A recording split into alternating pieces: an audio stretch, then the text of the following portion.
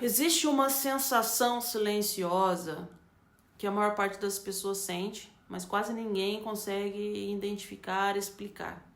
É aquela sensação de estar vivendo, mas não exatamente escolhendo. De reagir o dia a dia às notícias, às pessoas, como se algo estivesse sempre um passo à frente. E isso não é fraqueza, isso é o campo. O cérebro humano, ele não reage apenas a estímulos diretos.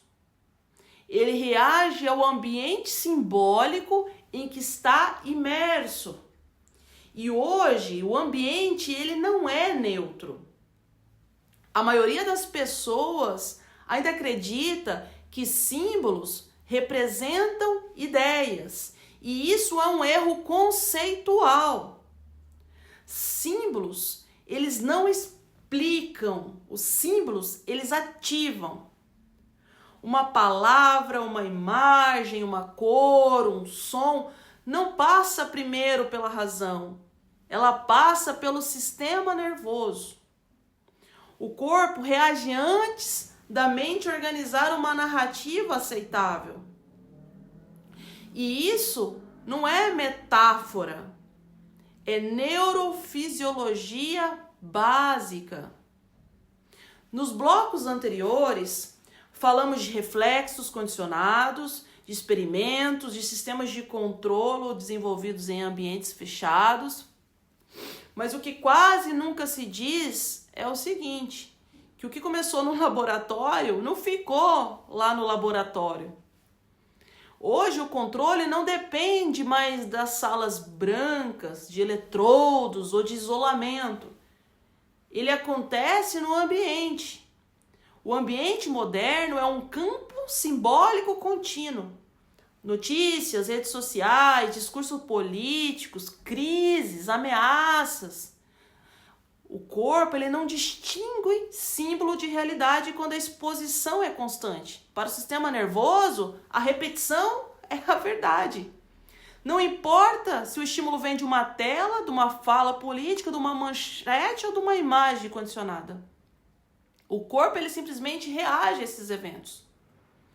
Por isso, hoje, muitas pessoas vivem cansadas sem ter feito um esforço físico, ansiosas sem ter um perigo real e exaustas sem simplesmente ter uma guerra declarada. O corpo, ele está lutando uma guerra simbólica. E aqui entra algo essencial que quase ninguém explica direito. Nem todo o corpo reage da mesma forma. Algumas pessoas são mais sensíveis, outras mais resistentes, algumas entram em colapso e outras simplesmente ficam anestesiadas. Isso não é um mero acaso. Isso é história biológica. Estresse prolongado, trauma coletivo, guerra, fome, repressão, tudo isso deixa marcas que não desaparecem em uma geração. A epigenética mostra que o nosso corpo aprende a sobreviver antes de aprender a refletir. Em termos simples, o corpo escolhe antes da consciência.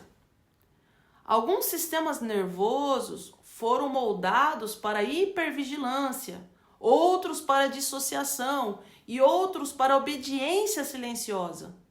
Isso explica por que, diante de muito estímulo social, algumas pessoas ficam em colapso, outras entram em fúria e outras simplesmente desligam.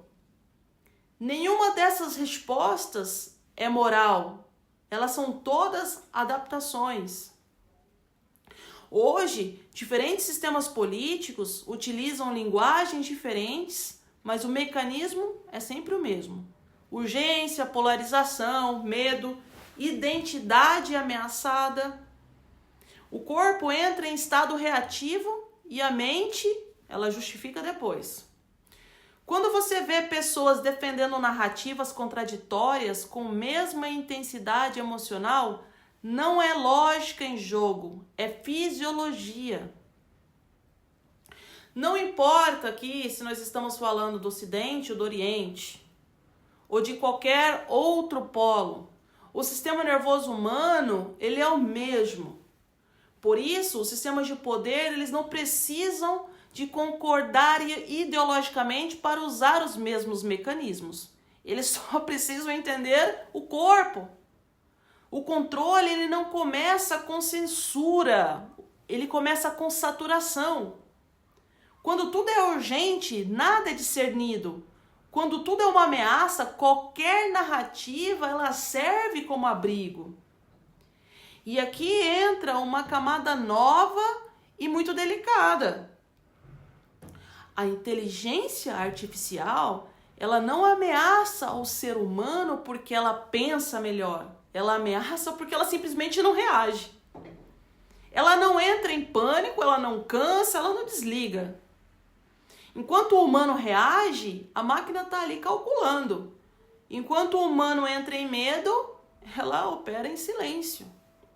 E o paradoxo é esse. No mundo cada vez mais automatizado, o humano está sendo empurrado para um lugar menos estratégico, o da reação. E a reação, ela não cria futuro, ela só perpetua ciclos. Talvez o maior erro hoje seja achar que consciência é pensar melhor, e não é. Consciência é perceber antes do reflexo. É sentir o corpo antes da narrativa. É notar o estímulo antes da reação. No próximo bloco, eu vou mostrar por que a maioria das pessoas que se acha que está consciente, quando na verdade só está bem condicionada. E por que sair disso não existe fuga do mundo, mas reaprendizado sensorial.